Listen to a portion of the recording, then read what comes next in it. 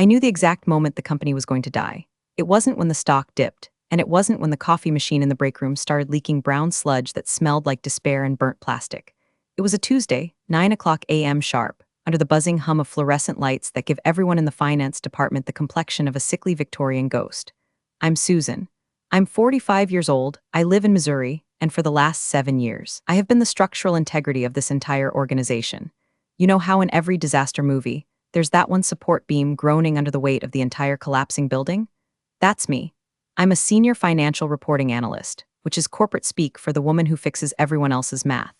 The problem with being the person who quietly fixes everything is that eventually, people stop realizing anything was broken in the first place. They think the quarterly reports just manifest out of the ether, pristine and compliant, like financial manna from heaven. They don't see me at 7:30 p.m. on a Friday, rewriting the vice president's pivot tables because he thinks hard-coding numbers constitutes financial modeling.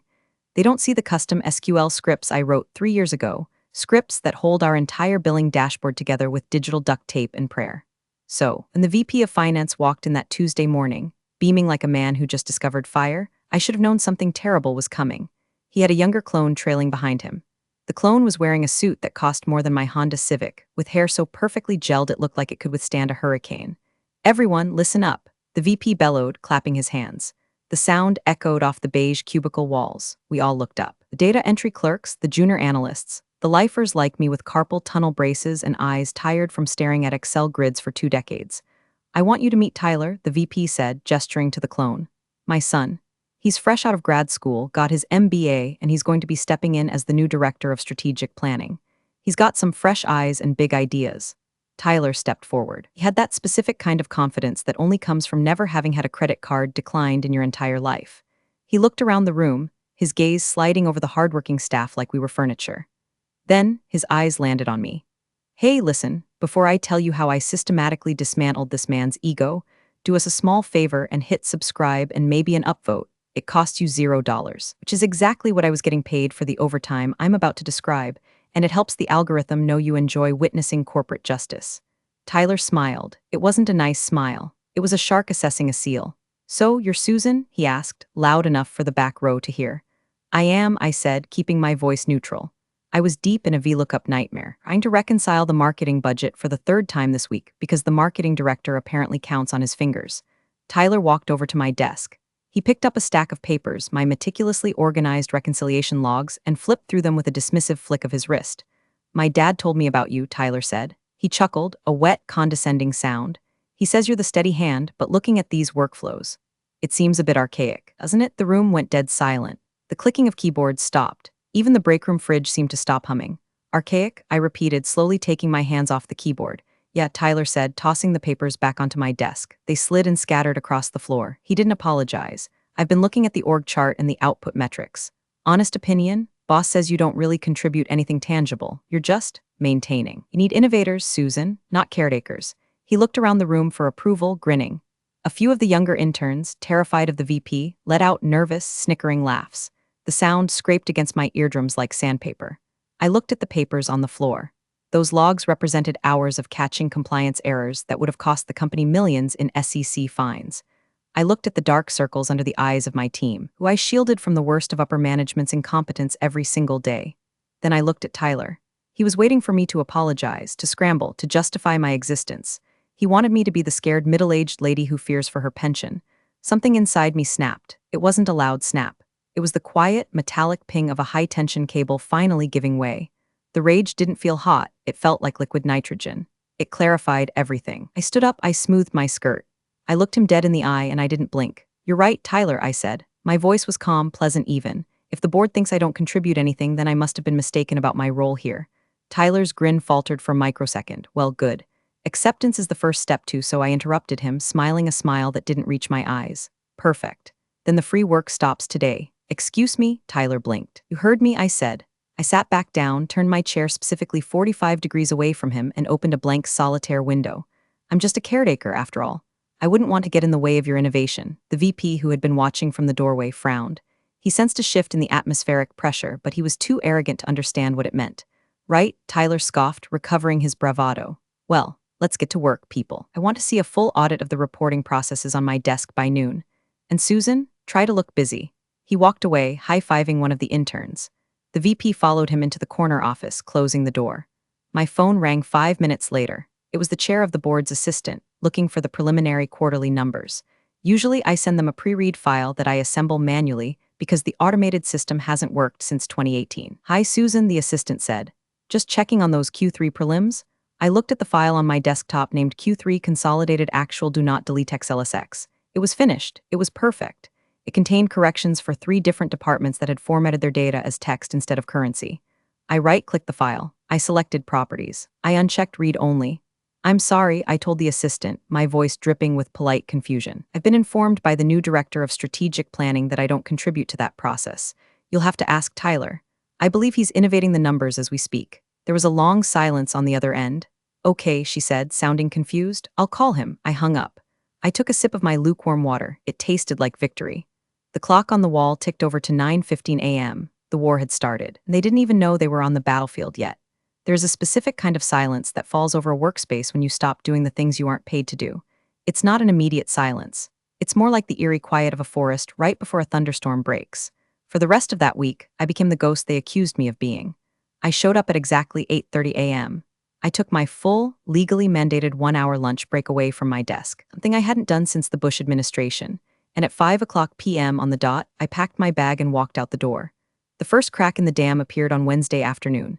I was sitting at my desk, meticulously formatting a font size on a memo nobody would read, when Mark from sales walked up. Mark is a nice guy, but he thinks Excel is a type of energy drink. "Hey, Susan," Mark said, leaning on my cubicle wall. "Quick question. I'm trying to input the commission data for the Midwest region, but the dashboard is giving me that weird error again. The one with the spinning red circle? Usually you just do the thing with the code." He made wiggle fingers in the air, mimicking typing. "In the past, literally 2 days ago, I would have sighed, logged into the backend, cleared the cache in the SQL server that gets clogged every time Mark uploads a CSV file with commas in the wrong place. Fixed it in 3 minutes." I looked up at Mark. I gave him my best customer service smile. "Oh, that sounds frustrating, Mark," I said. "But Tyler is handling all strategic processes now. I'm just a caretaker. I wouldn't want to interfere with the new protocols." Mark blinked. "But Tyler doesn't know how to clear the cache. I'm sure he'll figure it out," I said cheerfully. "He has an MBA. Mark stared at me for a long moment. He saw the dead look in my eyes. He nodded slowly, backed away, and walked toward Tyler's office. 10 minutes later, I heard Tyler's voice booming. "Just reboot it. Have you tried rebooting it? Why is everyone so incompetent today?" I took a sip of tea, Earl Grey hot. By Thursday, the cracks were widening. The finance dashboard, a Frankenstein's monster of code I had cobbled together over 5 years, relied on a daily manual patch I ran every morning at 8:45 a.m. It was a simple script, really. Just a few lines of Python that told the database to ignore the fact that the inventory system and the billing system were speaking 2 different languages. I didn't run the script on Thursday. At 10 a.m., the accounts payable director, a woman named Linda who communicated exclusively in bold red font, stormed out of her office. "Why are the vendor payments showing up as 0? She shrieked. "Why does the system say we owe General Electric $0? We owe them $4 million, the office murmured. Heads peeked over cubicle walls like prairie dogs sensing a predator. Tyler came out of his office looking slightly less gelled than usual. He was holding a tablet that was clearly not connected to the network. "It's a glitch," Tyler announced, waving his hand dismissively. "IT is working on it, probably a server latency issue." I kept typing. Clack, clack, clack, I was typing a grocery list. Tyler marched over to my desk. He smelled of expensive cologne and stress sweat. "Susan," he hissed, "do you know why the AP module is down?" I stopped typing. I looked at him over the rim of my glasses. I assume it's because the legacy patch wasn't applied.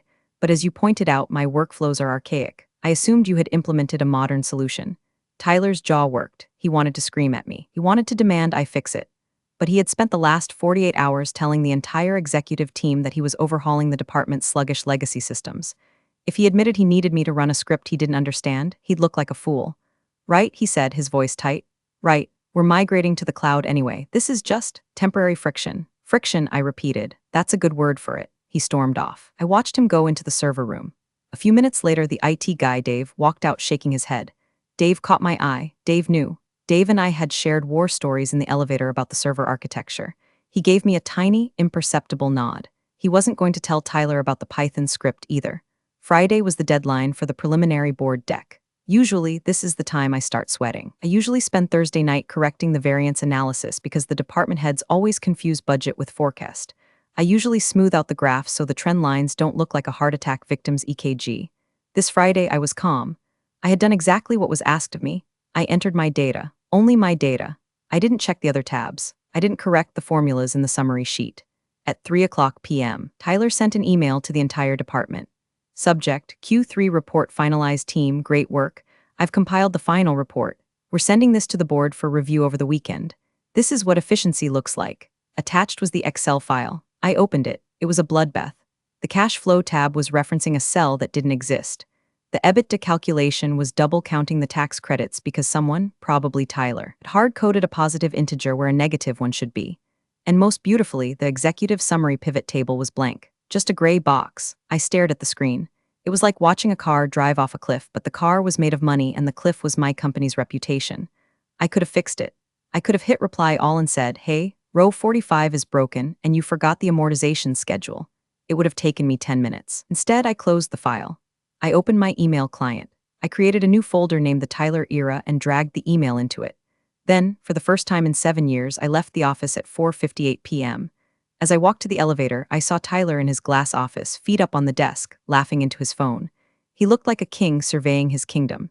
He didn't realize the castle was built on a sinkhole, and I had just stopped holding up the floor. Monday morning arrived with the subtlety of a sledgehammer. The weekend had passed in a blur of relaxation I wasn't used to. I'd actually gone to a farmer's market. I bought artisanal jam. I didn't check my work email once. It felt illicit, like I was cheating on my anxiety. When I walked into the office, the air was thick enough to chew. The silence from the previous week was gone, replaced by the frantic murmuring of people who know something is wrong but don't know who to blame yet. The quarterly reports, the ones Tyler had so proudly blasted out on Friday, had populated into the global system over the weekend. And now the dashboards were lighting up, but not in the good way. I sat at my desk and unlocked my computer. My inbox was flashing. 47 unread messages. That was low for Monday, which meant the people who usually asked me for help were either trying to solve it themselves or were too afraid to ask. I opened the main dashboard. The first thing I saw was the revenue by region chart. The East Coast bar was towering, reaching into the trillions. The West Coast was showing negative revenue, which, unless we had started paying customers to take our product, was impossible. It's a glitch. Tyler's voice rang out from the conference room. The door was open. He was pacing, phone pressed to his ear. I'm telling you, it's a display error. The underlying data is solid. I audited it myself. I took a sip of my coffee. It was bad office coffee, burnt and acidic, but today it tasted like nectar. Audited it himself, I whispered to my monitor. He highlighted the cells yellow. That's not an audit, Tyler. That's coloring. My desk phone rang. It was Brenda from Analytics. Brenda is one of the good ones, sharp, cynical. And tired? Susan, she whispered. She sounded like she was hiding under a desk. Are you seeing this? Seeing what, Brenda? I asked, keeping my voice loud enough for the passersby to hear. I'm just focused on my personal tasks today. The COGS calculation, Brenda hissed. Cost of goods sold. It's dividing by zero, Susan. The entire manufacturing tab is just hash div/0. Errors all the way down. I traced the formula. It's linking to a file on Tyler's desktop. A file we don't have access to. I suppressed a smile. Of course it was. Tyler had probably linked the master sheet to a local spreadsheet on his laptop, thinking it would update dynamically for everyone else. It's the rookie mistake to end all rookie mistakes. That sounds like an IT permission issue, I said smoothly. Have you tried putting in a ticket? Susan, Brenda pleaded. You know how to fix this. You just change the reference path to the shared drive. It takes 3 seconds, please. The director of operations is breathing down my neck. I felt a twinge of guilt. Brenda didn't deserve this. But if I fixed it for Brenda, Tyler would take credit for the quick resolution. He would learn nothing, and nothing would change. I really can't, Brenda, I said, my voice dropping to a sympathetic coo. Tyler was very specific. He's re-engineering the workflow. If I touch the reference paths, I might break his new proprietary model.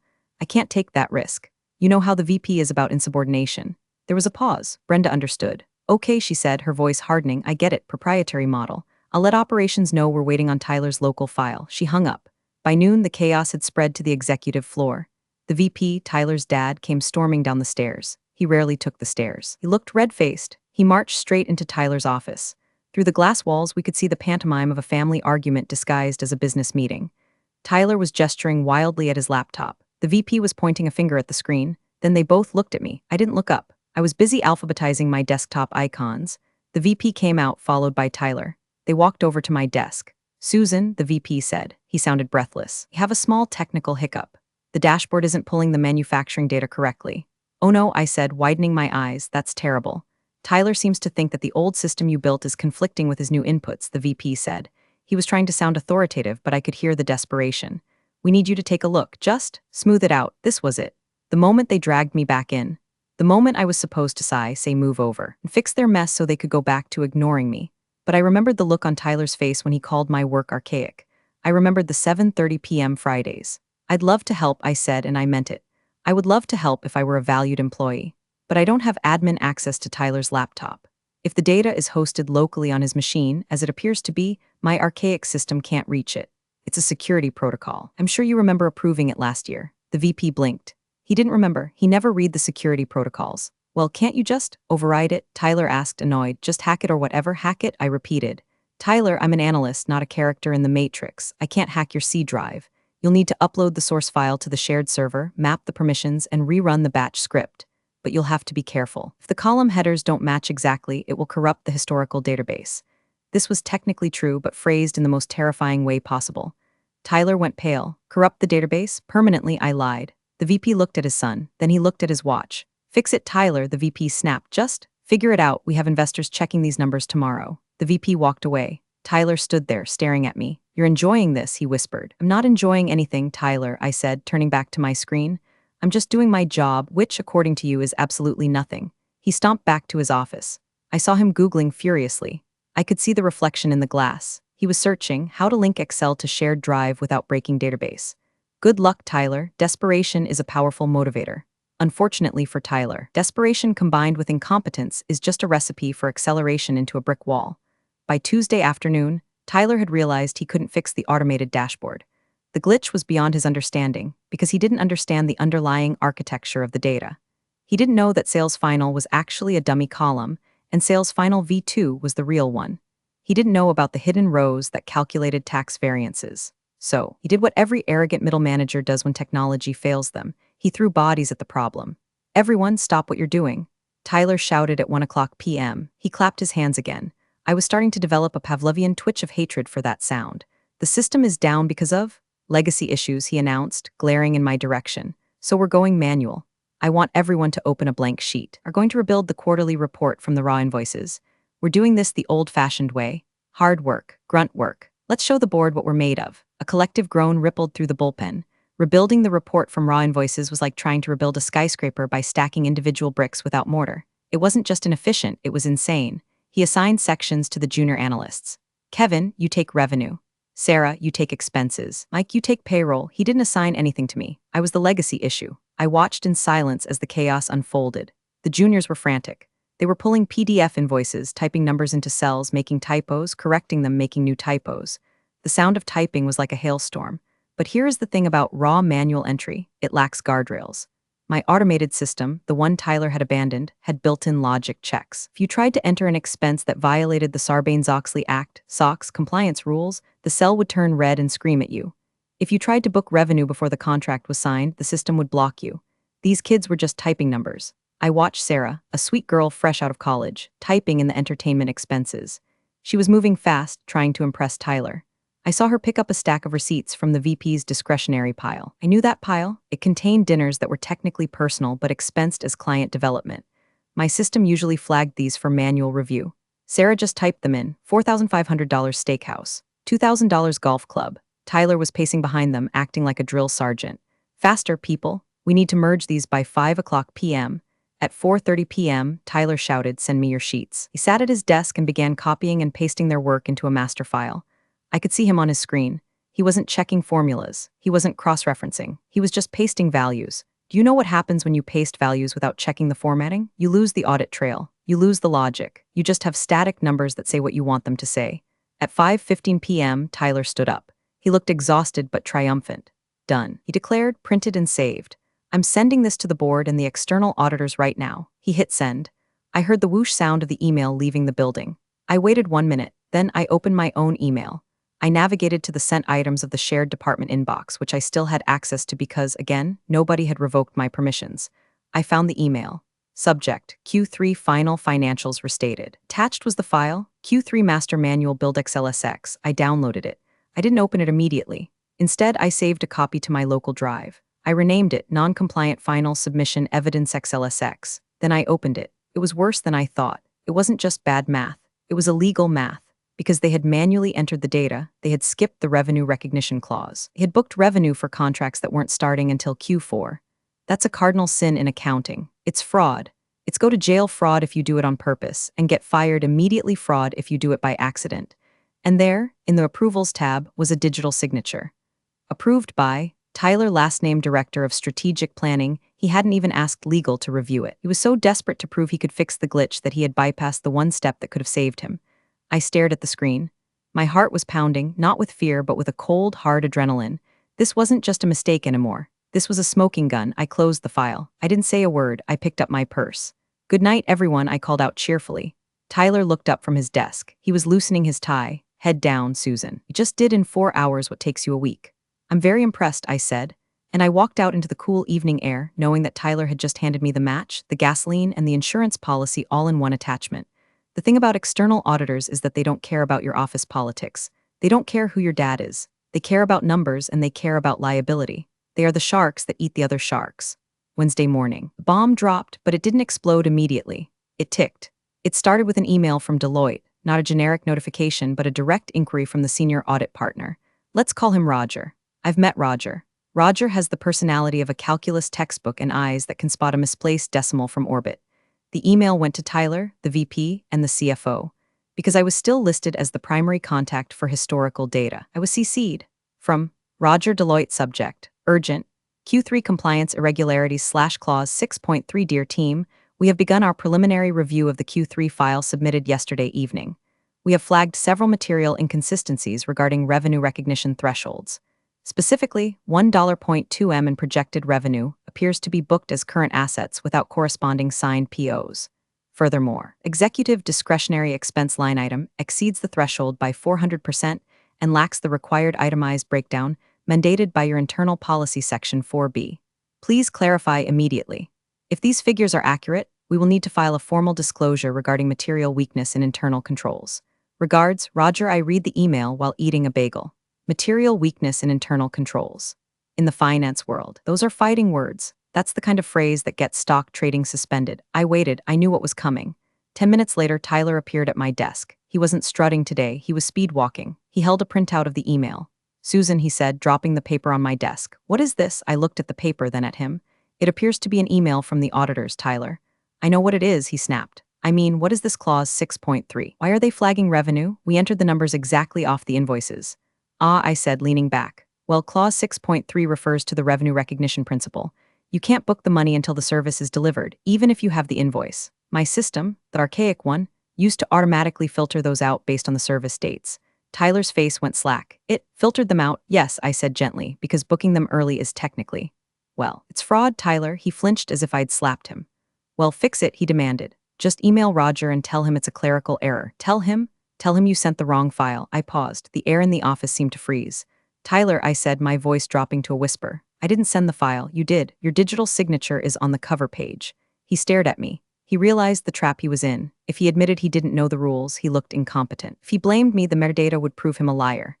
"I'm instructing you to handle this," he hissed. "You're the senior analyst. This is your job. Fix the numbers, resend the file, and smooth it over with Roger. Now." He turned to walk away, confident that his order was enough, but I wasn't done. I opened a new email. I addressed it to Roger. I CC'd Tyler, the VP, the CFO, and for good measure, the company's general counsel, legal department. Subject, urgent. Q3 compliance irregularities. Dear Roger, thank you for catching this.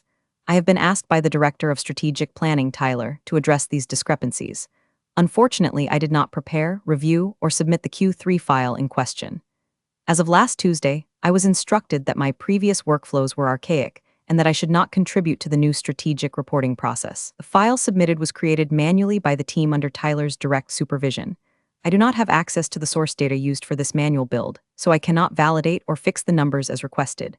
I defer to Tyler for the methodology used. Best, Susan. I hovered my mouse over the send button.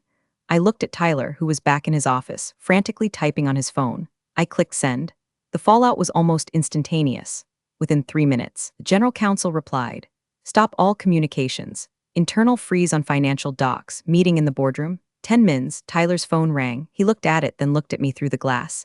His face was the color of dirty snow. I smiled at him. A small, polite, terrifying smile. "You wanted to innovate, Tyler. You wanted to disrupt. Well, congratulations. Consider us disrupted. The boardroom meeting was closed door, but glass walls are a double-edged sword. They let you feel important when things are going well, and they put you on display like a zoo animal when you're being dissected. I watched from my desk. The VP, Tyler's dad, the CFO, the general counsel, and Tyler were all in there.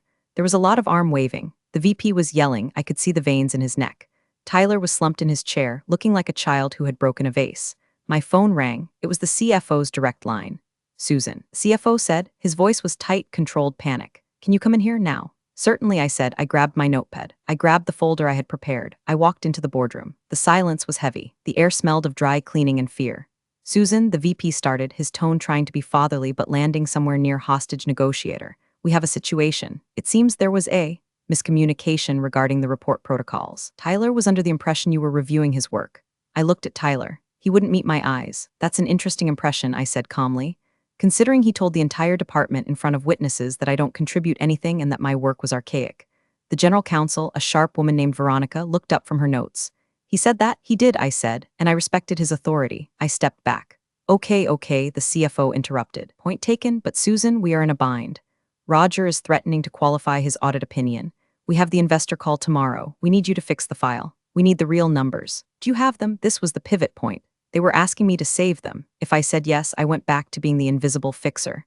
I'd be the janitor cleaning up the mess, and next week they'd forget I ever did it.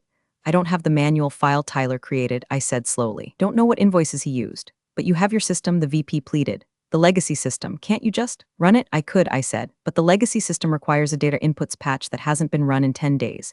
It would take me at least 48 hours to reconcile the backlog. We don't have 48 hours, Tyler snapped. He suddenly found his voice. We have 12. You're sabotaging us on purpose. I turned to him. Sabotage, Tyler. You deleted the macros. You overwrote the validation rules. I checked the metadata on your submission file. I placed a piece of paper on the table. It was a screenshot of the file properties from the non-compliant final submission evidence XLSX file. See here, I pointed. Creation time, 4:45 p.m. Tuesday. Author, Tyler. Modification? None. You didn't even open the compliance check tab before you sent it, if you had. Would have seen the red warning lights. Tyler stared at the paper. There's a compliance check tab? He whispered. Yes, I said. It was hidden because the junior analysts get confused by it, but any director would know how to unhide a sheet in Excel. The room went silent again. The incompetence was laid bare on the mahogany table. It wasn't just a mistake, it was laziness. Veronica, the general counsel, took off her glasses. If we present these numbers to the investors tomorrow, she said, and they are wrong, we are looking at an SEC investigation. If we don't present numbers, the stock tanks. She looked at me. Susan, she said, what is the third option? The third option, I said, is that you let me do my job. My actual job, not as a caretaker, but as the lead controller for this project. I need full admin access restored immediately. I need Tyler out of the system so he doesn't overwrite anything else. I need it in writing that I am cleaning up his mess. The VP bristled. Now, Susan, there's no need to make this about titles. It's not about titles, I said sharply. It's about liability. If I touch that file, I own it. And I'm not owning a file that has Tyler's fingerprints on it unless I have a paper trail that says I'm the cleaner, not the creator. The CFO looked at the VP. Do it. Give her the access. The VP looked at his son. Tyler looked defeated. Fine, the VP grunted. I'll need that in an email, I said. From you, copying HR, I stood up. I'll be at my desk, I said. I have a lot of work to do. I walked out. I didn't run. I didn't celebrate. I went to my desk, cracked my knuckles, and opened the real file, the one I had been secretly maintaining on my local drive for the last week, just in case. Because I'm not just a support beam. I'm the architect. I stayed until 3:00 a.m. I didn't mind. There was a rhythm to the work when I didn't have to fight incompetence at every turn. I scrubbed the data. I reconciled the accounts. I produced a Q3 report that was accurate, compliant, and unfortunately for the company, showed the true cost of Tyler's strategic initiatives, mostly wasted consulting fees. The next morning, the investor call was scheduled for 10:00 a.m. This wasn't just a conference call. It was a video summit with the major stakeholders. The lead investor was a man named Mr. Sterling. He represented the private equity firm that owned 40% of us. He was a man who smiled rarely and blinked even less. I wasn't invited to the meeting. I was just the mechanic who had fixed the engine. I sat at my desk, listening to the audio feed that was broadcast to the senior staff. Good morning, gentlemen. Mr. Sterling's voice came through the speakers, smooth like gravel under tires. I've reviewed the revised deck you sent over at 4:00 a.m. It looks significantly different from the version we saw 2 days ago. Yes, the VP's voice. He sounded tired. We found a clerical error in the initial data pull. We wanted to ensure absolute accuracy, so we restated the figures. A clerical error, Sterling repeated. That shifted the EBITDA by $3 million. It was a complex consolidation issue. Tyler chimed in. He sounded shaky, but he was trying to spin it. We're transitioning to a new dynamic reporting model. Growing pains. You know how it is with technology. Technology, Sterling said. His tone was flat, interesting. Because the metadata on this new file, the accurate one, says it was authored by Susan M. The previous file, the one with the illegal revenue recognition, was authored by Tyler VP's son. Silence on the line. I froze. Mr. Sterling checked metadata. God bless him. I want to understand, Sterling continued, his voice dropping an octave. Why is the dynamic reporting model producing fraud while Susan M. is producing accurate GOP financials? Who is leading this department? I am, the VP said quickly. Tyler is my director of strategy. And Susan? Sterling asked. She's a senior analyst, the VP stammered. She supports the team. Bring her in, Sterling said. Excuse me. Bring her into the room, Sterling commanded. Now, I want to hear from the person who actually knows how the money works. The door to the boardroom opened. The CFO's assistant ran out, looking pale. Susan, she squeaked. They want you inside. I stood up. I smoothed my blazer. I grabbed my folder, my reveal folder. It contained the emails, the logs, the screenshots, and the time-stamped rejection of my archaic advice. I walked into the boardroom. The camera was on the big screen. Mr. Sterling's face was 10 feet tall. This is Susan, the VP said, gesturing to me. He wouldn't look at me. Hello, Susan, Sterling said. Good morning, Mr. Sterling, I said. I stood behind the empty chair at the end of the table. Did you write the report we received this morning? He asked. I did, I said. And why wasn't this the report we received 2 days ago? I looked at Tyler. He was sweating profusely. He looked like he was about to throw up. I could have buried him right there. I could have screamed. But that's not how you win in corporate America. You win with precision. There was a strategic decision, I said carefully, to explore a new manual workflow led by the Director of Strategic Planning. I was instructed to step back from the process to allow for this innovation. When the output of that process proved non-compliant, I was asked to step back in and restore the integrity of the data. Instructed to step back? Sterling asked. By whom? I didn't say a name. I just let my eyes drift very clearly to Tyler. Sterling followed my gaze, then he looked at the VP. So, Sterling said, you sidelined your most competent asset to let a junior director play with the numbers, and you almost triggered an SEC violation. It was a misunderstanding of roles, the VP tried to say. Looks like a misunderstanding of talent, Sterling corrected. Susan, sit down. I sat down. Walk us through the variances, Sterling said to me. I want to know exactly where the money went, and for the next hour I ran the meeting. I explained the numbers. I answered every question without looking at a note. I dismantled Tyler's strategy line item by line item, showing exactly where the waste was. I didn't have to insult him. The numbers insulted him for me. When the screen went black, ending the call with Mr. Sterling, the room didn't exhale, it suffocated. The VP sat with his head in his hands. Tyler was staring at the table, his face a mask of shock. The CFO was looking at me with a mixture of awe and fear. Well, the general counsel, Veronica said, breaking the silence, that was illuminating. He humiliated us, the VP muttered. He looked up, his eyes darting to me. You hung us out to dry, Susan. You made it sound like we're incompetent. I answered the questions truthfully, I said.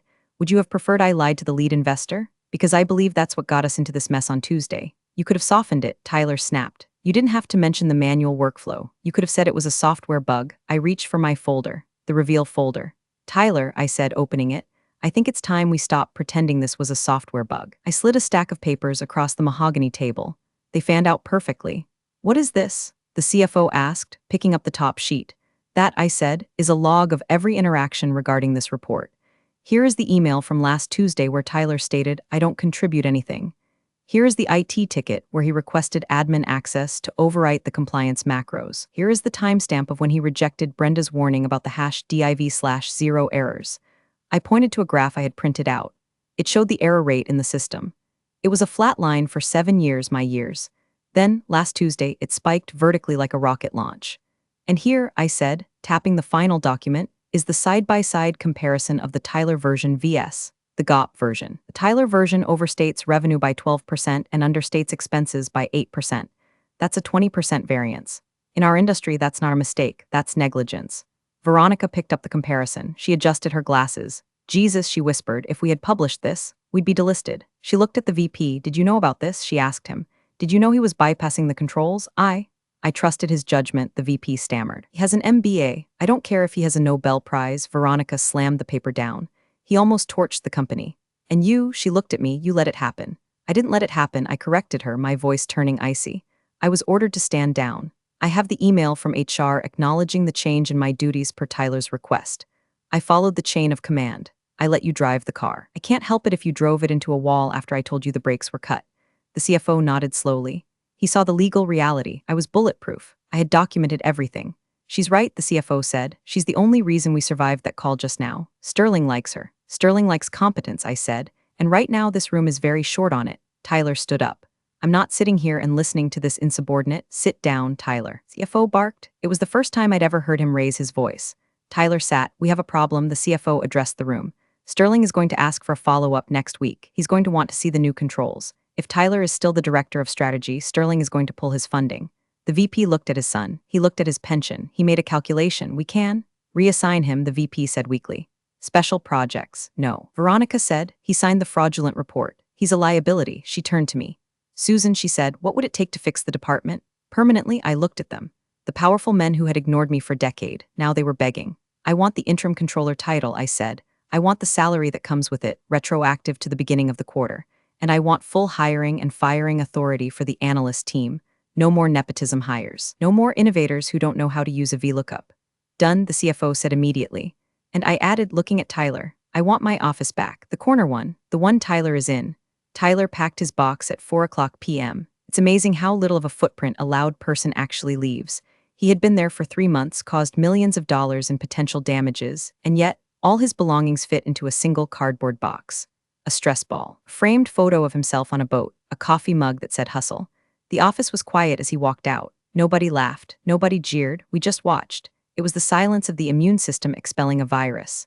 The VP, his father, didn't come out to say goodbye. He was in a closed-door meeting with HR, fighting for his own survival. Rumor was he'd be taking an early retirement by the end of the month. I stood in the doorway of my new office, glass corner office. It still smelled like Tyler's cologne, but I'd opened the window to let the fresh Missouri air in.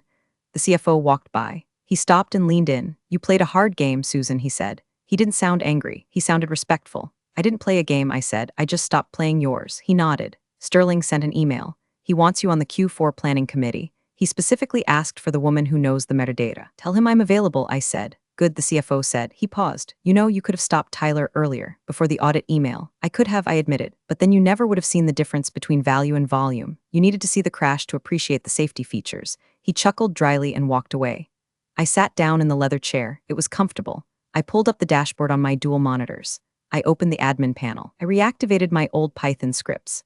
I relinked the shared drives. I turned the compliance macros back on. Across the floor, I heard the faint ping of notifications hitting inboxes. Hey, Mark from sales shouted from his cubicle. The dashboard works. The red circle is gone. Mine too, Brenda called out. The hash div/0 error is gone. It's showing the correct margin. A wave of relief washed over the finance floor. The machine was humming again. Numbers were right. The world made sense. I saw a file on the desktop that Tyler had left behind. It was labeled Strategic Vision V1, DocX. I dragged it to the trash bin, then I right-clicked the trash bin. Empty trash? I clicked yes. I leaned back, taking a sip of my tea. The sun was setting over the parking lot, casting a long, golden light across the gray carpet. I wasn't invisible anymore. I was the structural integrity. And for the first time in 7 years, the structure was sound. Next time, they'll check the metadata. But I have a feeling there won't be a next time. Not on my watch. Funny how the ones doing the least are always the loudest. They had no idea the quiet woman they mocked was the one holding the whole operation together. And when she stopped, everything collapsed exactly as it should have. Thanks for sticking around, and I'll see you in the next one.